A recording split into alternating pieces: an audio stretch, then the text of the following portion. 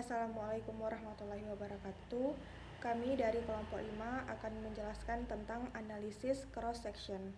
Sebelumnya, saya Fira Respita dan rekan saya Muhammad Balisal Safada. Terlebih dahulu, kita mengetahui apa itu yang dimaksud dengan analisis cross-section. Analisis cross-section adalah perbandingan data keuangan suatu perusahaan dengan perusahaan atau industri yang sejenis.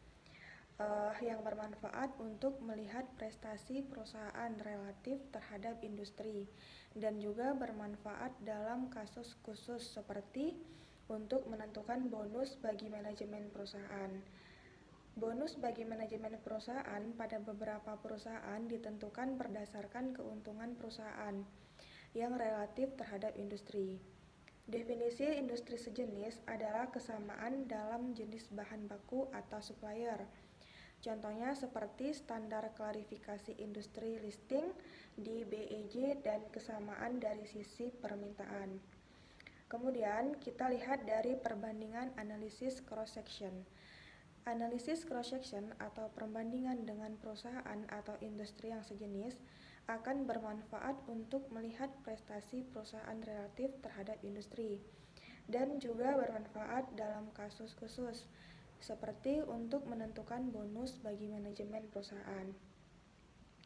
Bonus bagi manajemen perusahaan pada beberapa perusahaan ditentukan berdasarkan keuntungan perusahaan relatif terhadap industri. Apabila perusahaan memperoleh untung di atas industri, maka manajemen perusahaan akan memperoleh bonus dan tidak memperoleh bonus apabila yang terjadi sebaliknya. Mendefinisikan industri sejenis bukan merupakan pekerjaan mudah. Industri yang bisa diperbandingkan pada dasarnya mempunyai satu atau beberapa elemen yang sama dengan perusahaan. Kesamaan tersebut antara lain yang pertama, kesamaan dalam jenis bahan baku atau supplier. Perusahaan bisa dikelompokkan berdasarkan bahan baku yang dipakai, bisa juga berdasar proses produksi yang dipunyai. Standar clarification biasanya menggunakan kriteria semacam struktur fisik dan teknologi proses produksi dan homogenitas produksi. Klarifikasi semacam ini juga banyak dipakai oleh lembaga lainnya. Perhatikan klarifikasi industri yang dikeluarkan oleh Laporan Jakarta Stock Exchange atau Bursa Efek Jakarta untuk mengelompokkan saham-saham yang dilisting berdasarkan industri. Kemudian yang kedua, ada kesamaan dari sisi permintaan. Pendekatan ini menggunakan produk-produk yang dihasilkan sebagai kriteria pengelompokan industri. Apabila produk-produk memenuhi kebutuhan yang sama dan produk-produk tersebut merupakan substansi satu sama lainnya, maka produk-produk tersebut masuk ke dalam kelompok industri yang sama. Produk-produk tersebut bisa mempunyai horizon yang pendek, yaitu produk-produk yang sama saat ini, tetapi bisa juga mempunyai horizon jangka panjang, yaitu produk-produk yang saling berkompetisi pada beberapa tahun mendatang, misalnya 10 tahun yang mendatang. Perspektif jangka pendek mempunyai referensi yang tinggi karena membicarakan situasi saat ini. Tetapi perspektif jangka panjang membuat perusahaan waspada terhadap kemungkinan perusahaan persaingan. Produk yang saat ini bukan merupakan pesaing, barangkali merupakan pesaing potensi yang akan menjadi pesaing sesungguhnya pada masa yang akan mendatang. Yang ketiga, kesamaan dalam atribut keuangan. Dari sudut pandang investasi, saham-saham yang mempunyai beberapa kesamaan atribut bisa dimasukkan ke dalam satu kelompok.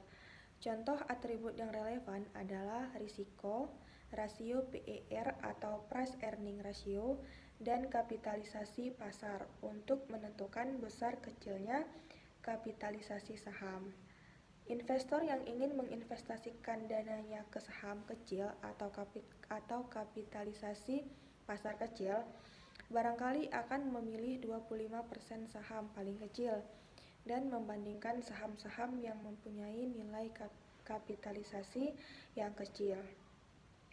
Dalam memilih perusahaan yang akan dipakai sebagai perbandingan, analisis juga bisa menggabungkan ketiga atribut di atas. Misalkan sebuah perusahaan transportasi dengan aset tidak terlalu besar, misalnya 1,5 miliar, maka perbandingan yang tepat adalah perusahaan transportasi lainnya dan yang mempunyai aset yang hampir sama besarnya.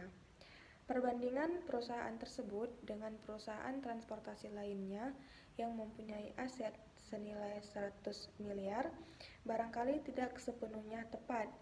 Di negara-negara maju, data-data yang berkaitan dengan industri sejenis biasanya bisa dicari, tetapi tidak demikian halnya dengan data industri di negara-negara yang belum maju, seperti negara Indonesia.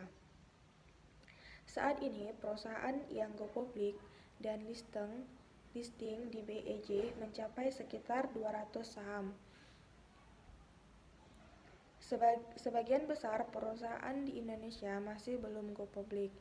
Perusahaan-perusahaan yang belum go public biasanya tidak memberikan laporan keuangan ke publik, dan dengan demikian data perbandingan akan sulit diperoleh, kecuali bank-bank yang mempunyai data-data keuangan perusahaan lainnya.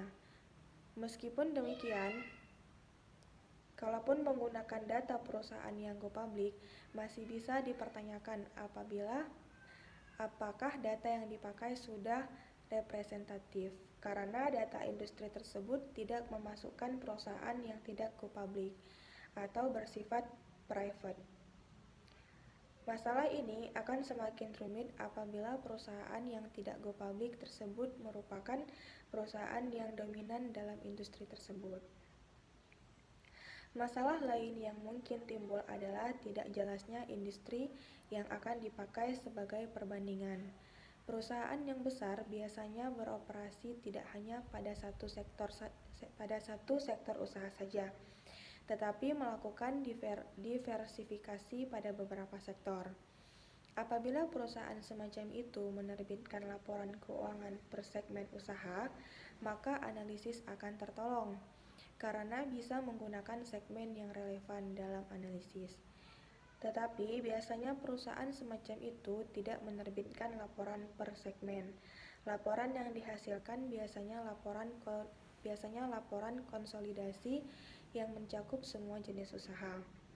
Laporan konsolidasi tentu saja kurang relevan dalam analisis perbandingan. Saya Embali Saspada ingin menjelaskan sedikit tentang perhitungan rata-rata industri. Untuk menghitung rata-rata industri, yang analisis mempunyai beberapa alternatif. Yang pertama yaitu menghitung nilai tunggal sebagai perbandingan. Untuk menghitung nilai tunggal sebagai perbandingan, seperti di atas ada beberapa alternatif yang bisa dipakai. Yang pertama yaitu A, menghitung rata-rata aritmatika. Yang kedua yang B, berhitung rata-rata tertimbang. Dan yang C yaitu menggunakan median, dan D menggunakan modus. Adapun yang kedua yaitu menghidupkan nilai tunggal dengan definisikan standar divisi. Dan yang ketiga yaitu menghidupkan nilai untuk proyeksi tertentu, misalnya mengandung nilai untuk perusahaan yang mempunyai ukuran 25% paling kecil. Pada perbedaan antar industri. Dan pada waktu analis menggunakan perbandingan, industri analis mempunyai asumsi prestasi, yaitu pada perbedaan berarti dalam rasio keuangan antar industri. Kalau asumsi semacam itu tidak dipenuhi, maka tidak ada artinya menggunakan perbandingan industri yang sejenis, karena perbandingan dengan rata rasio perusahaan dalam perekonomian secara keseluruhan akan menghasilkan analis yang sama. yaitu manfaat analisis cross selection. Ada beberapa manfaat dari analisis cross selection, yaitu satu, mengetahui atau melihat prestasi perusahaan, realitas tentang industri. Yang nomor dua yaitu untuk dapat menentu bonus bagi manajemen perusahaan apabila perusahaan memperoleh untung di atas industri. Adapun kesimpulan dari makalah mengenai analisis cross-section, yang pertama, supaya analisis keuangan lebih tajam. Analisis keuangan bisa memperoleh gambaran yang lebih jelas mengenai prestasi perusahaan. Analisis perbandingan bisa dilakukan. Analisis ini bisa dilakukan dengan perbandingan terhadap data masa lalu atau analisis time series, maupun dengan perbandingan terhadap perusahaan lain atau rata-rata industri. Yang kedua, masalah dalam analisis adalah adanya beberapa perusahaan yang bergerak dalam berbagai bidang atau industri. Dalam laporan keuangan yang terlibatkan adalah laporan keuangan konsolidasi. Informasi per segmen industri tidak dipublikasikan. Dalam situasi di mana tidak ada industri domestik yang bisa dijadikan perbandingan, perbandingan internasional bisa dilakukan. Yang ketiga, perhitungan rata-rata industri bisa dilakukan dengan aritmatika. Rata-rata tertimbang, median, atau modus. Data-data outlier bisa dihilangkan apabila kita berasumsi bahwa data tersebut merupakan kajian yang luar biasa. Perbandingan industri mempunyai asumsi implisit bahwa risiko bisnis antar industri berbeda, dan dengan demikian perbandingan dengan industri atau sekelompok perusahaan yang memiliki kelas risiko yang sama bisa dilakukan. Pengujian empiris menunjukkan adanya perbedaan kelas risiko antar industri. Pengujian semacam itu di Indonesia belum sejauh ini dilakukan. Baiklah, sekian penjelasan dari kelompok kami. Berikut 3 pertanyaan yang kami sajikan. Kami selaku pemateri mengundurkan diri. Wabillahi taufiq wal hidayah. Wassalamualaikum warahmatullahi wabarakatuh.